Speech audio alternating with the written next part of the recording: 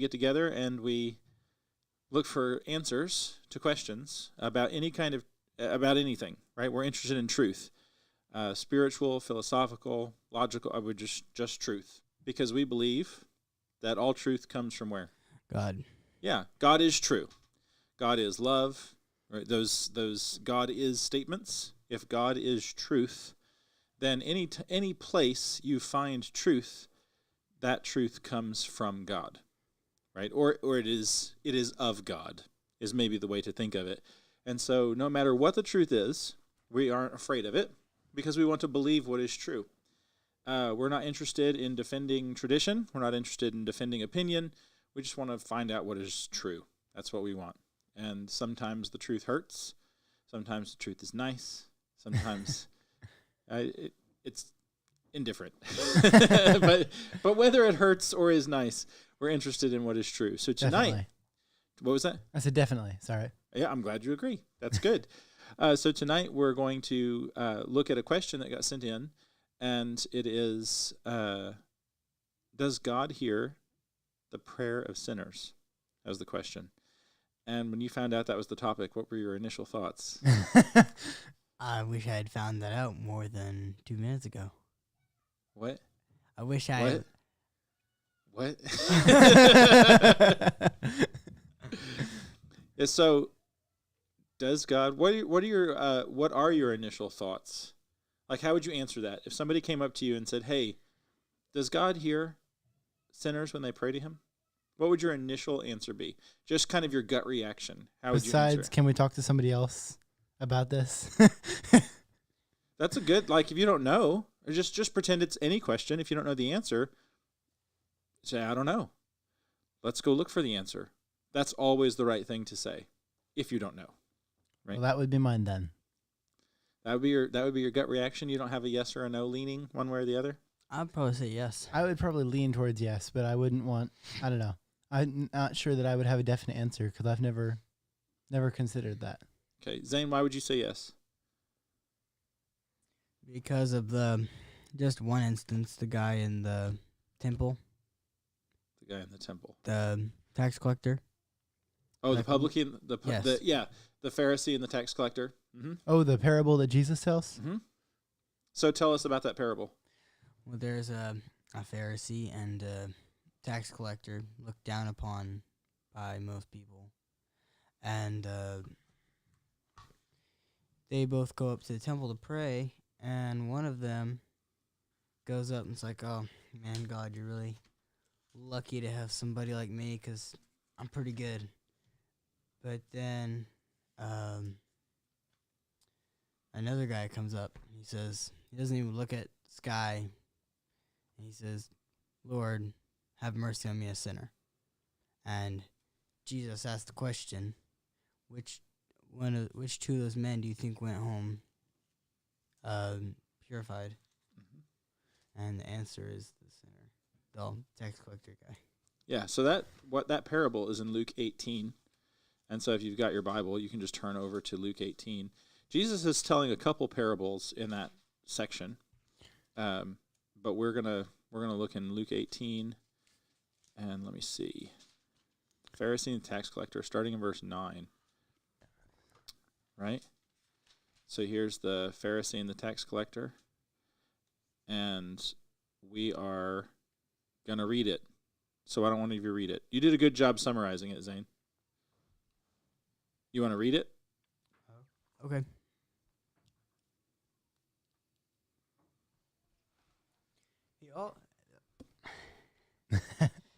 Keep forgetting about these microphones.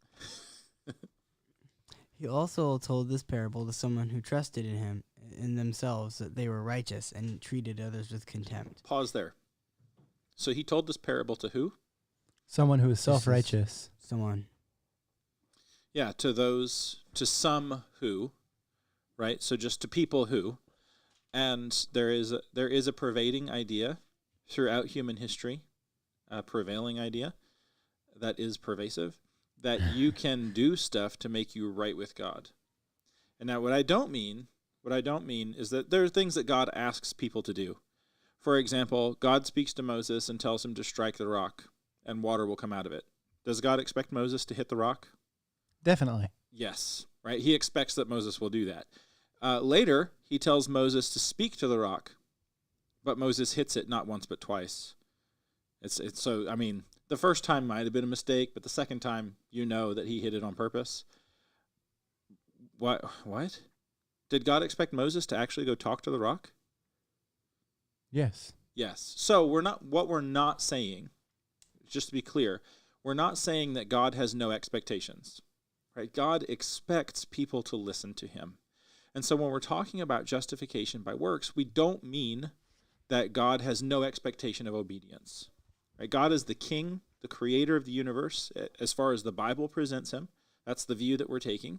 He is the sovereign Lord of the universe. He is in charge of everything. And since he's in charge, he has the right to expect that you would obey him, right? Just from a purely authoritative standpoint, he has the right to expect obedience. For example, in Nashville, it is illegal, right? The government has decided, the state government, so in Tennessee, the state government has decided that it is illegal for you to shoplift. Do you have to obey that law? Yes. No. No, you don't have to obey it. You should. If you don't obey it, Technicalities. no, if you don't obey it, does the government go, oh, well, it was really just more of a suggestion? No. No, you get arrested, right? Because not only is there the expectation that you will follow what they say, but there is also a consequence if you don't. That's what it means to be sovereign. It doesn't mean that all the citizens, the state of Tennessee is a sovereign state. It's in charge of itself. And so when they make a law, it doesn't mean that now they go around and they force everybody to obey the laws. It means they expect you to respect their authority and to obey. Right? That's the expectation. So God expects that when he asks people to do something, that they would actually do it. So when we talk about justification by works, we don't mean that there's no expectation. You can just do whatever you want and it's not a big deal. That's not what we mean. What we mean when we say justification by works is what? People who think that they can earn their way into heaven by either being perfect or doing enough good deeds or something like that. Something like that, yeah. Zane, anything to add to that? No? Okay. Yeah, that's a pretty good summary of what justification by works is. And now there's even another thing. So Paul in Romans will talk about two separate things, justification by works and justification through works of the law, right? Those are two separate, although somewhat inclusive things, but there are some differences between those two statements, right? So Abraham obeys God, believes God. In Genesis chapter 15, God says, hey, Abraham, I am going to give you a son. And in verse 6, it says, Abraham believed God, and it was counted to him as righteousness. That's before the law. Right? So that is not a work of the law. What would a work of the law be? Like under the Old Testament law? Yeah, the law of Moses. Like wearing the 4 tassels on their robes? One of my favorites. It is. It's one of my favorite laws. Zane, you got an example? Not rounding the corners of your beard. What does that even mean? No idea. So traditionally, in my understanding, it means that it's straight down, right? Like you don't round it is kind of the idea. So your beard has corners is all that it means, I think. Anyway, so there is an expectation that you will do what the law says. God gave them a law, so God expects that they will follow it. They won't trim their beard the wrong way. They won't wear their clothes the wrong way. There's an expectation. But the justification through the works of the law means that if you think that having the law, being a Jew, having the law, and keeping the law is the reason that you are saved, right? God has given us this law, and in keeping it is our identity. Right? We are the people who wear the tassels. We are the people who don't cut our beards the wrong way. We are the people who do those things. That is why we are saved. Right? That is our identity before God, is the law keepers. That's kind of the idea. Where the Pharisee in this parable we're going to see is somebody who thinks like that. Okay? So Zane, keep reading. It's just really important to make that distinction at the beginning, that when we talk about justification through faith versus justification through works, justification through faith, if you are a faithful person, you're going to try and do what it is that God wants, right? But ultimately, at the end of the day, you recognize that you don't do what God wants all the time. And if you're going to count your works, which works do you have to count? Just the ones you want? All of them. All of them. And if any of those works fall short, was your work perfect? No. Which is why the Pharisee is the one who is unjustified, because he wanted justification through his works. Yeah, through what he does, right? And we're going to see that. All right, Zane, keep reading.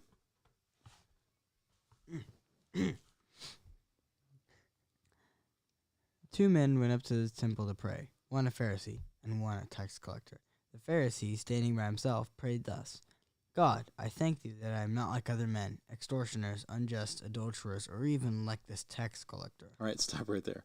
So he just said some things that are pretty undesirable, right? Like if you're introduced at a party and somebody says, oh, hey, George, this is my friend Steven. He's an extortioner. How is that going to go? I would leave the party. Right. All right. Hey, everybody, this is my friend Zane. He's really unjust.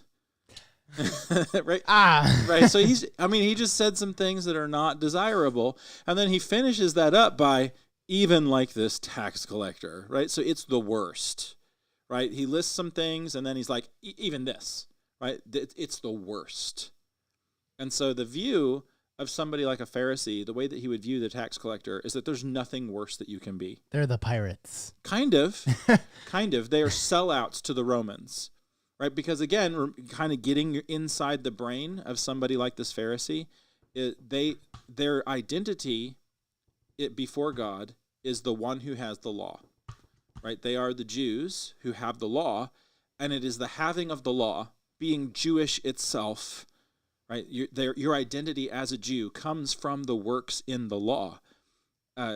This is their mindset. It's incorrect, but this is what they're thinking. Their identity comes from the works of the law. And that is what makes them Jewish, and that is what gives them standing before God. And this tax collector has committed one of the worst possible sins by becoming un-Jewish, right? By selling out to the Romans, by working for a foreign government. It's the worst. It's like un-Jewishness, right? And so that's what he's saying, because you could be a Jew who's an extortioner, and at least you're still Jewish. Right? Or you could be a Jew who is unjust, but at least you're Jewish. It's got to be pretty bad if they'd rather hang out with extortioners than tax collectors. Yeah, but a tax collector, it's treason, right? In their mind, it's treason. Okay, so now go ahead. So now notice what he's done. He's kind of set up this barrier that I'm a Jew, not like that tax collector. Right? Okay, go ahead. I fast twice a week.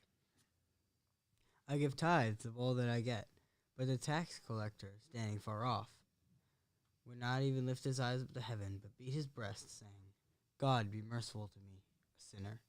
I tell you, this man went down to his house justified rather than the other. For everyone who exalts himself will be humbled, but the one who humbles himself will be exalted. Okay, so notice what he does. I thank you, God, that I'm not like him. Right? He doesn't say this, but kind of what it is I keep the law. And then notice how he identifies himself. What does he do? His identity is in his actions. He gives his tithes. He makes his fasts. He avoids being a bad person. Right. That is his identity. That's the idea of justification by works. Look at what I do. This is who I am. And because I am these things, now I'm in a right relationship with God. Right? And so Jesus is telling this parable to combat that idea. Right? And Zane, I'm really interested that you chose this to talk about this question. This is a really good approach to this. It's one that doesn't often get brought up as an answer to this question. Does God hear the prayers of sinners? But it's an entirely appropriate one. I'm glad you brought it up. And looking at kind of the context of what's going on gives us a really good foundation to move forward toward an answer. Well, there's a couple other places we're going to look, but I didn't think of this one. It was a really good job. Really? I don't think of everything. Wow. Not all the time. I mean, usually I do. Once. Right? So Jesus says, Zane's like, point me. here's this tax collector who does the right things. At least he thinks he does. And now, or the Pharisee who does the right things. Okay. Sorry about that. And now there's this tax collector who is so weighed down with his sins that he doesn't even have the courage to lift his eyes to heaven. He won't even look up. Right? He's just looking down the whole time. And he's beating his breast, which is a sign of... Deep Anguish. remorse. Yeah, remorse. What'd you say? Anguish. Anguish. Good words. Yeah. And he says, God, be merciful to who? Me, a Me. sinner. Me, a sinner. And now, according to Jesus, whose prayer did God hear? The tax collector guy. Yeah. Sinner guy. Well, he heard both. Well, so he heard both. yeah. So what? Trick question. Kind of, right? It all depends on what you mean by the word hear. Does God hear the prayer of a sinner? What do we mean by the word hear? So God hears both of these people talking. Right? He hears the guy who doesn't break the law, and he hears the guy who has broken the law. Right? In the story. And what you're dealing with is in a parable, it's a story. And so you have these characters who are set up. Here is one guy who keeps the rules, but who has a terrible attitude. Here is another guy who has broken the rules, but has a great attitude. Which of the two does God hear? He hears the guy who broke the law. If by hear, we mean God reacts to. And by react, we mean justify. So Jesus asked the question, which of these two is justified? God, be merciful to me, a sinner. I tell you that this man went down to his house justified, the tax collector, rather than the other. So God heard the prayer of the sinner, right, in this parable. And Jesus told this story to shock people. Right? It's not really shocking to us because we've heard the story a lot and we know it. And we know the Pharisees are the bad guys in the New Testament. All right, but if you're Jewish in the first century, the Pharisees are the good guys. It would be like if a group of preachers is like kind of comparable. I mean, Yes. Yeah, you would tend to think that, oh, if there's anybody who loves God, if there's anybody who wants to, who's, takes the time to study, that it would be like a group of ministers or preachers or somebody like that, right? You would think that you could trust that those people would be like that. Those are the Pharisees, right? To a Jew in the first century, the Pharisees are the heroes of the law. The Jewish people got in trouble over and over with God in the Old Testament for not following the law, and they get sent off into Babylon. And when they're called back, there's something that's begun called the Great Synagogue. And out of that movement, this focus, they realized, hey, we didn't do what God said, and we wound up almost getting destroyed because of it. And so we're going to focus on what God says, and we're only going to do what God says because we don't want to wind up like we were before. And so the Pharisees come out of that movement. Then the Jews don't do that. They wind up in trouble again with some Greek kingdoms. We're not going to get into all the history. And then there is another rebirth of Jewish thinking.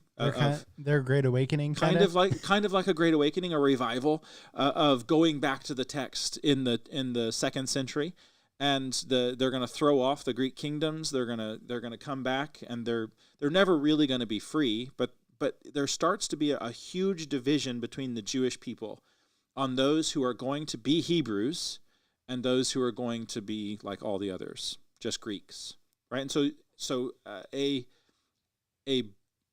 result of that is the Pharisees and the Sadducees in the New Testament. The Sadducees are very Greek in their thoughts. The Pharisees are very Jewish, very Hebrew. And so if you are a Jew, the defenders of the faith, right, the people who keep the Hebrew menorah burning, right, it is the Pharisees. So they're the heroes. So when Jesus tells this story and the Pharisee is the bad guy, that should cause you to go, wait a minute, this isn't right. Right? And so you could come up with some modern parallels, which we're not going to do, but you could come up with different characters, right? And you could, right, you could retell the parable in a way that shocked modern hearers. But this was a shocking story to hear that the guy who keeps all the rules isn't the one that God hears. He's not the one who gets justified. It's the guy who didn't keep the rules. Not only did he not keep the rules, he's a sellout to the Jewish nation. And so this is a really good parable, a really good place to go for an answer, Zane. Good job. All right, so what else? How else would you answer this? What else are you thinking that we should consider? In the question, does God hear a sinner's prayer? Yeah. Okay. Or does God hear a sinner when he prays, or they pray? And the reason why we're wording it like that is because there is something that people often call the sinner's prayer. Oh. And we just want to we want to make sure that we are as clear as we can be with our words. So does God hear a sinner when they pray? It seems like the answer is going to be maybe yes. Yes, it seems like that's where we're headed. Okay, go ahead. What were you going to say? I was thinking about Jonah. He was a prophet, but when he prays to God, he's being punished for his repeated sins of trying to evade doing what God told him to do. Yeah, and so again, what do you mean by sinner? Do you mean somebody who has never had a relationship with God, or do you mean somebody who has had a relationship with God, but now they've fallen away? Well, it'd be hard to pray to God if you don't like even know that he exists or recognize him. Right. So the question presupposes, in a sense, that there is some kind of relationship there, or like you said, who do you even know to pray to? So if we're talking about somebody who has never heard of God, they don't even know who he is, but they know that there is a God, and so they are trying to find him, like Paul said, we have groped our way towards him in the darkness. If that's who we're talking about, that seems like a different scenario. So now, if we mean by sinner, somebody who, unlike Jonah does wrong, but then repents. This tax collector has repented, right? He's in the temple, he's praying to God. If we mean somebody who just thumbs their nose, or to go Shakespearean, bites their thumb at God, right? If that's who we're talking about, somebody who just doesn't care, they know there's a God, they know what they should be doing, they have been brought up. Let's just keep our Pharisee example. They've been brought up. They know all the commandments. They know who God is. They know what they ought to be doing as a Jew, but they just don't care. They know they're not supposed to eat pork, but man, bacon sure is good. So I'm just going to eat bacon anyway. I can think of something that reminds me of that. Okay. In the Old Testament, I don't remember exactly if it's Samuel or Kings, but it talks about how King Saul is losing his kingdom because of his repeated sins, and it gets so bad where he's not listening to God that eventually he's praying to God and God doesn't even listen to him. Yes. God doesn't speak to him anymore. Right? And then he tries to call up Samuel, and Samuel's like, you're in this pretty bad. Yeah. So there is a sense in which when you have severed your relationship with God, God doesn't answer your prayers anymore. So here is, we'll refine that word some, right? There isn't anything that happens that escapes God's notice. So yes, if people are thinking, praying, speaking, he knows that it has happened. But does he respond to it? Well, there's kind of a difference between hearing something and then like paying attention to it. Like a difference between background music or like a performance. Like if someone's performing music for you, you're listening, you're paying attention, maybe you'll give them feedback. If it's just like elevator music, yeah, it's there, but you may not even notice it. Yeah, you don't care. Give heed to it. Yeah. And so there is a sense, and I think that example with Saul is a good example. Here is somebody whom God chose. He chose him to be king. He had him anointed king, chosen to be king. He raised him up. There's a really good relationship there. And at the very beginning of Saul's reign as king, things are going well. He's humble. He considers other people. there are some hints, right? When you get into some textual evidences, there are some hints that a storm is looming on the horizon. But at the very beginning, things are okay, right? They seem to be okay. God has chosen this man, but he veers off to the point where he has offended God's prophets. He has violated the law. He has superseded his authority as king. He takes advantage of people. He just becomes the opposite of what God intended the king to be. And so at that point, God tears the kingdom away from him and no longer gives heed to his prayers. And so at that point, you would say, well, God doesn't hear him anymore.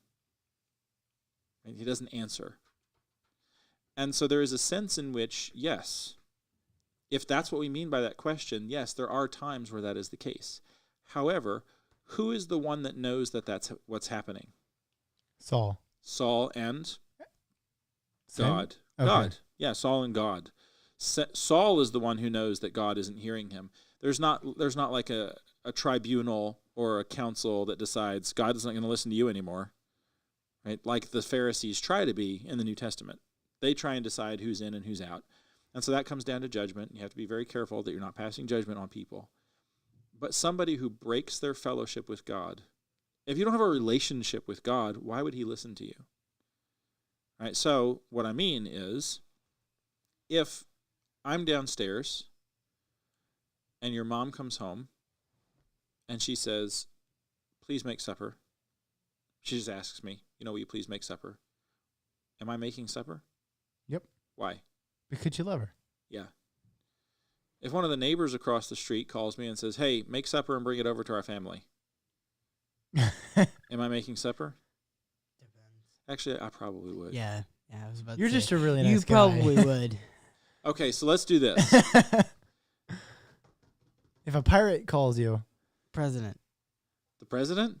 I would make supper for the president. Me too. Or the president-elect. I would make supper for both of them. I like mine better. If a pirate calls you. It depends on who you're talking to, right? If I have a relationship with somebody and they ask me for something, I'm much more likely to give it to them. And that's kind of the idea. Now, what should we be doing, right? We're supposed to be loving our enemies. And God does that, right? God sends the rain on the just and the unjust. He sends the sun to shine on everybody. We are oblivious to many of the blessings that God rains down upon all humanity. We don't realize sometimes how good God is to all people, right? Sending the seasons, keeping things working, the universe working, right? Those are all blessings from the Lord. But there is a sense in which when you ask him for something special, like Saul asking God to do things, there is a sense where God says no, because you've broken our relationship. Right? There are special family relations, that exist in a family, that you can call upon somebody in your family to do something where you couldn't just call upon a stranger. If you walk down the street and you just ask random people to give you $100, I mean, yeah, there might be somebody who's really kind who gives you $100 if you're just asking for it. But if you were to come to me and say, hey, Dad, I need $100, I would arrange chores for you, and you could slowly earn that money over time to teach you lessons. Right? So there's a difference. If you needed something, I would try and help you. But a stranger who has no relationship with you, why would they? Right? So that there's that sense there where, yeah, in that way, you can see that in the Bible. All right, so now let's look at another place. Those are two really good examples. Let's look over in John chapter 9. This is normally John the Gospel? the Gospel of Okay. John, chapter 9. In my experience, this is normally when this question comes up, is when you're in John chapter 9. This is the story about the man who is born blind, which we talked about with our Bible reading. Oh, yeah. So there's a man who's born blind, and Jesus' disciples are walking by, and they see him, and they ask the question, Rabbi, who sinned, this man or his parents, so that he was born blind? And Jesus' response is, well, neither. It was not that this man sinned or his parents, but that the works of God might be displayed in him. So there are things that happen, not because somebody has sinned or done right, but because God is going to be working. So we must work the works of him, And this is going to continue down in this discussion. And it's this man who over in John chapter 9 is going to say, we know that God doesn't hear sinners. It's this man who says this. Where? I'm looking for it. I don't want to scroll around in the Bible as I read for it because I don't want to make people sick. So let's look at verse 30. Oh, it's in verse 31. Yeah, Sorry. that's okay. So the Pharisees are asking, or the Sanhedrin, this council of the Jews, they're asking, who's this man? And the man answers, why is this an amazing thing? I couldn't see and now I can, and you're trying to turn this into a question about the law. Why is this an amazing thing? You do not know where he comes from, yet he opened my eyes. And this question where he comes from, they're like, is he serving God or not? That's kind of the question. Is he faithful to the Lord or not? Now here's what he says. We know that God does not listen to sinners, but if anyone is a worshiper of God and does his will, God listens to him. All right, so let's take this as strictly as we possibly can. Who does God listen to? The worshipers of God. Okay. People who want to have a relationship with him. Okay. We know that God does not listen to sinners.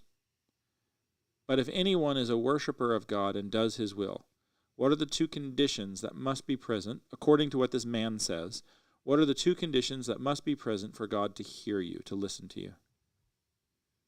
They worship God and do what he says, or Yeah. do his will. Yeah. How much of that will? I guess all of it. Yeah. In fact, the law itself says that you're supposed to keep all the commandments. Okay. Now, this happens in the text of John directly before chapter 8. And there's a story at the beginning of chapter 8 about a woman who is brought before Jesus. And speaking to a crowd of people, Jesus says, let those among you who is without sin cast the first stone. How many people threw rocks that day? Nobody. 0. Even Jesus. Which is interesting. Well, Jesus doesn't condemn her. Like speaking to the woman, Jesus is not condemning her. Why doesn't he though? Because he is the only person there who would have been fit to condemn her. Yes. Because he was the only person who kept the entire law. Yes. It's a lesson in mercy. Okay. Sorry. I'm getting off topic. Yeah. And so it's okay. And so Jesus says, let those of you without sin throw your rocks. And nobody does. So here, we know that if you're a worshiper of God and you do his will, then he hears you. So remember, as strictly as you possibly can understand this, in order for God to hear you, you have to worship him and Do everything he says. everything. Is there anybody then who God would hear? No. No. Well, except Jesus. No one. Yeah, except for Jesus, right? The Trinity could speak amongst themselves, but other than that, nobody gets heard, right? So if we're going to take that as strictly as we possibly can.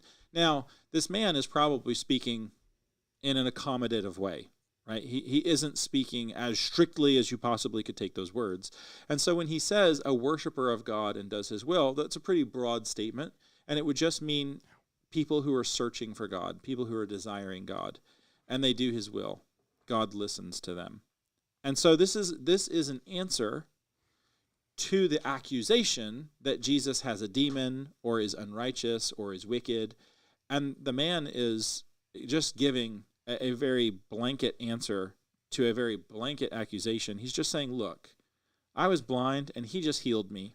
And that's a good thing.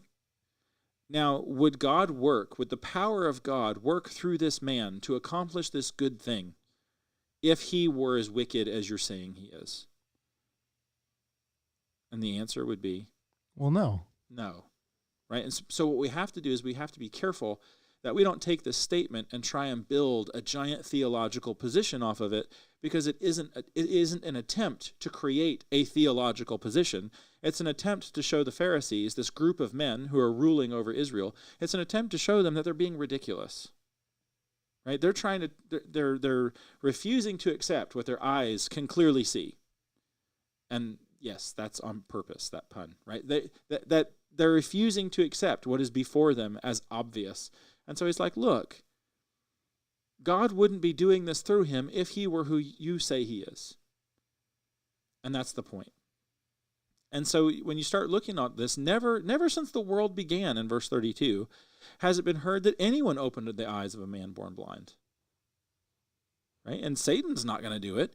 When Jesus is casting out demons, they have the same accusation. Well, you cast demons out by the power of demons. What's Jesus' response to that? It wouldn't be smart for Satan to hide himself. Yes. A house divided, Jesus actually quotes Abraham Lincoln and says, a house divided against itself cannot stand. Prophetic foreknowledge. See, even Jesus got in the good Lincoln quotes. That's right. But it's amazing that here, that Jesus does the same thing. He's like, guys, you're being ridiculous. But Satan isn't doing this. And so that's kind of what this statement is in verse 31 of John. It's a, hey, wake up and listen to yourselves. And so that's kind of the idea.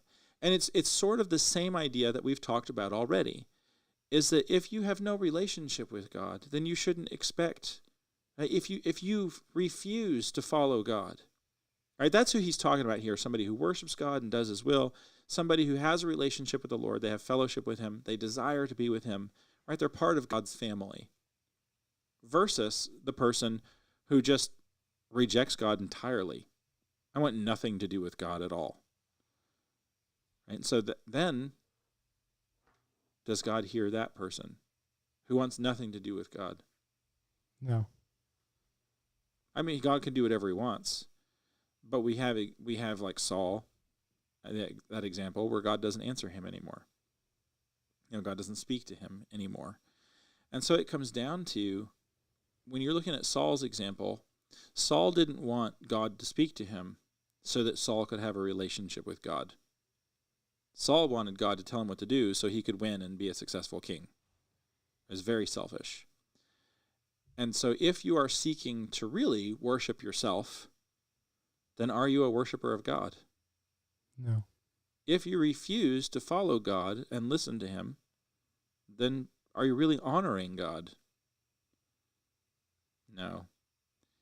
If you blatantly refuse continually to do the things that God asks you to do, then are you somebody who does his will? No. You don't have the obedience that comes from faith, which is what Paul talks about in Romans. Right? Romans chapter 1, Romans chapter 16. He's made an apostle to bring about the obedience of faith among all the nations. And so what we're looking at here is when people don't care about God, then they should not expect to have God on their side. And Jesus will talk about some of the same things. You're either with me or against me. If you're not against me, then you're with me. He'll say things like that, just to kind of illustrate that what you're looking at here is a relationship. And so when we ask this question, does God hear the prayers of a sinner? Well, what do you mean by sinner? Like we've talked about, the man going to the temple, the tax collector, and also Saul. Those are two very different types of sinners. And then also, are you talking about somebody who knows nothing about God? Which in that instance, I think Romans 2 kind of talks about that, where that's a different situation, versus somebody who knows who they ought to be, and they just reject it. Right? And that is who Satan is. Right? He is one of the hosts of heaven. The Satan, the adversary, is one of the hosts of heaven, one of these spiritual beings created dwelling in the presence of God. And he rejected that.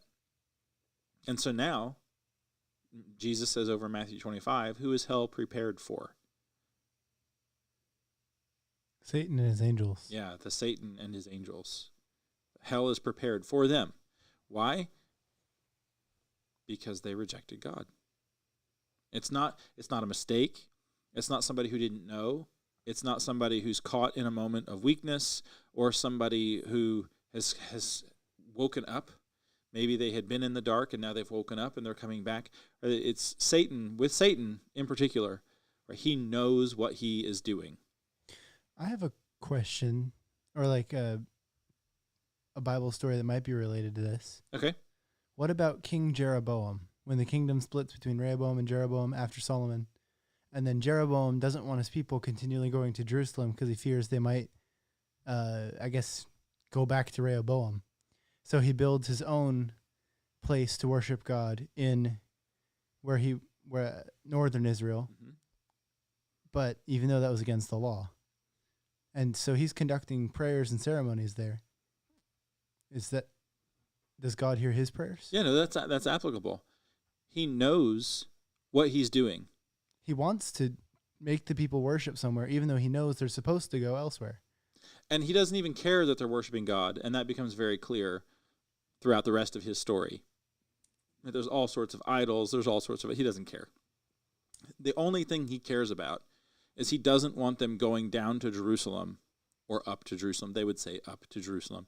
He doesn't want them going to Jerusalem to worship God because he is afraid that it will keep a connection. And Hamper his power? Yes. So he just severs that entirely. He does not want reconciliation. He wants to rule his own kingdom.